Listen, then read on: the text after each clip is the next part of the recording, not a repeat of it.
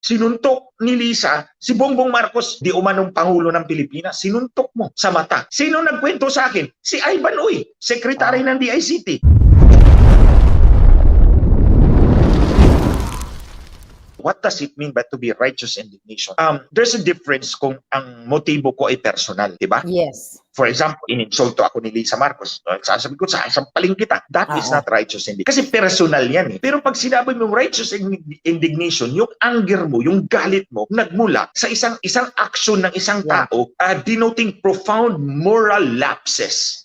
Profound moral lapses. It's profound. Kayong lapse niya, yung pakikipag-meeting sa Smartmatic, sinabi ko, hinabol niya ang Smartmatic 3 beses. Nakipag-usap siya sa may-ari ng Smartmatic. And then, nanalo ang kanyang anak, nanalo ang kanyang asawa, and then tingnan mo yung ebidensya nila General Rio, yung TN Rio. Minipula. It strongly appears na minipula yung election results. So, nagtugma yung pag-aamin ni Lisa Marcos sa akin at yung extraneous evidence mula sa Commission on Elections. Yes. So, tapos ito na. That's the basis of my righteous anger. Kasi pinipilit nila ako na i-sideline. O, i-sideline para hindi lumabas. O di ba? Para hindi lumabas. Nililimit nila ako sa social media. Hindi minimension yung issue ko sa kanya sa mainstream. Kasi bayad niya. Tapos, kinakasuhan niya ako sa IBP. Every time mag-speech ako. Kasi sabi ko, di ba? Pangalawa na yun eh. O, pag speech ko sa Davao, kinasuhan ako. Pag speech ko sa Cebu, kinasuhan ako. It's a naked attempt. It's a brazen attempt to stop me from talking. This is a public issue. Kaya nga, this is righteous indignation. That's the context na sinabi ko yun. Hindi pambabastos yan. That's righteous indignation. And there's no better example than Jesus Christ himself. Pinick up ng mainstream media yung pagtatanggol ni Garin kay Lisa Ahas. Pero dito sa article, sinasabi ng mainstream media na ito exactly na Chong made the statement during a prayer rally in support of Pastor Apollo Quiboloy and Sunshine Media Network that turned into an anti-Marcos rally. So itong media na to, they missed the information yung pinaglalaban mo na patungkol sa pakikipagsabuatan ni Lisa sa Smartmatic. Siya, paano nila tinitwist, paano nila tinatanggal yung pinaka-importanting issue na inusap mo doon o sinabi mo during the prayer rally. Di ba? Yes, I declare. Tama ka dyan.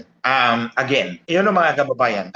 Again, I can forgive the reporter for sheer utter ignorance. Sheer utter na ignorance about the issue. Pero, kung nandun siya, dapat narinig niya yung mga pinagsasabi ko. And he cannot plead ignorance. O, di ba mga kababayan? Kung nandun siya, dapat reporter ka, ni-report mo, sinulat mo yun. So, dapat nandun ka. Otherwise, you would not be in a position to report something na wala ka doon. So, I suppose the reporter was there. At hindi mo nilagay yung konteksto kung bakit ko nasabi yun. Kasi sabi ko, sinalaysay ko muna yung buong pangyayari. And then, finally, sinabi ko, kung nandito ka lang sa harap ko, sasampalin kita back to back. So, you have to connect that comment to the entire story, yung pagmamanipula ni sa Marcos ng election system. Kaya mo nasabi.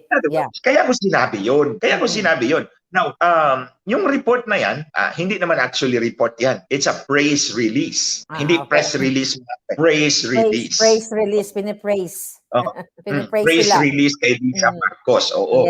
So, syempre, we cannot expect na ilalagay nila yung konteksto. But the point is, inilabas nyo yan, sasagutin namin. Ngayon, don't tell me, hindi nyo pa rin i-report na ito yung konteksto pala ni Glenn Chong in the interest of fairness. Labato natin sa kanila. In the interest of fairness. Sabi ninyo, kayo mga journalists, for fair reporting.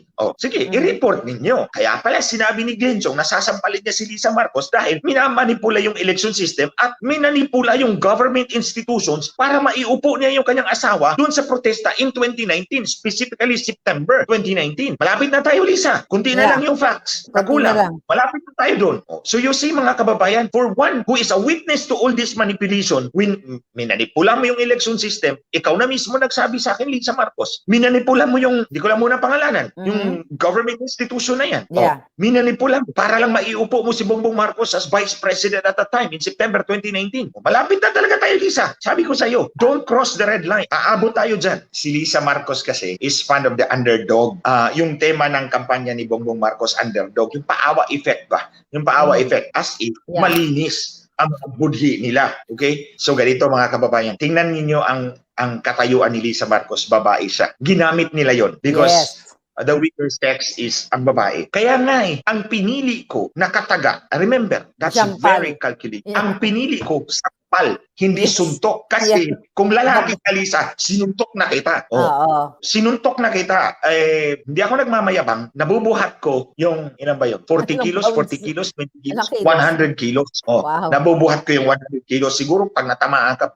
So hindi ko ginamit yung kataga na yun, sampal, kasi babae ka. But nevertheless, even if you are babae, hindi ka naman babae kung umasta eh. Sinuntok mo ang di umano, sinabi ko di umano ha, kasi hindi talaga ako believe na si Marcos ang totoong nanalo, pero dinagdagan ng boto, hindi na yung katanggap-tanggap na resulta. So, di umanong Pangulo ng Pilipinas, sinuntok mo sa mata.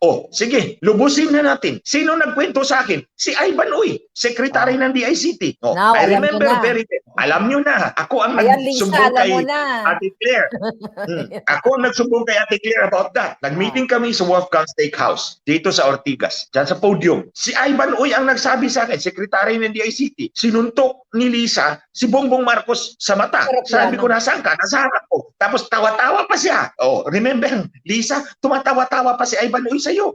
Sa kalagayan ninyo. So, nakikita mo, babae, pero kung umasta, daig pa ang lalaki. Ito pa, nung nag-meeting tayo, Lisa, doon sa Cybergate Plaza, kasagsagan ng kampanya, nung nag-present yung Indian, I don't know kung bakit mga foreigner talagang kinukuha mo. Labag yan sa election code. Hindi dapat makikialam ang mga foreigner. Meron kang 3 kinuha na Bulgarian, Greek, at Romanian. Parang na-meet ko yung iba doon eh. Doon nung may yung 3. Nandun yun sa headquarters mo. Tumulong yun sa kampanya ninyo. That's illegal. Kasi hindi nga tayo pwedeng tumanggap ng contribution from foreigners. Di ba? Malinaw yan. Sa Batas Pambansa bilang 881. Hindi pwedeng tumanggap ang kandidato ng contribution from foreigners. The point is, para hindi ma-influensyahan tayo ng mga banyaga. Eto, nagdala ka ng 3 banyaga. One of them is a member of the Greek Parliament. Dating membro. Katulad ko, parang congressman din siya. Kaya palagi kaming nag-uusap. So, yung Indian, nagpipresent doon sa screen kasi nandun siya sa India. Okay. Biglang namatay yung internet. Tinawag si Adrian, yung head ng internet doon sa Cybergate. At sinakal niya sa harap namin. Yes. Sinakal niya. Dito sa liig. Ibalik mo yan ngayon. You see, lahat kami, na-shock kami doon. Nandun si Hubert Guevara, nandun si Ivan Uy, nandun ako, nandun si Leo Kirobit. Marami kami. Nakakita sa iyo, Lisa, kung paano mo, how you treated yung pobreng empleyado mo. Lisa, you see, Janet Garin, Congressman Garin, ginagamit niyo yung pagkababae ni Lisa, pero kung umasta, daig pa ang lalaki. Baliguhin ko na lang. Susuntukin na lang kita. Given that context. Imagine, sinusuntok mo yung asawa mo, tapos yung empleyado mo, sinasakal mo sa harap ng maraming tao. As if, I don't know, kung anong feeling ng empleyado niya. Baka nalusaw yun sa hiya. Put yourself in the context sa paa ng empleyado ni Lisa Marcos na sinakal niya sa harap ng maraming tao. Put yourself in that shoes. How would you feel?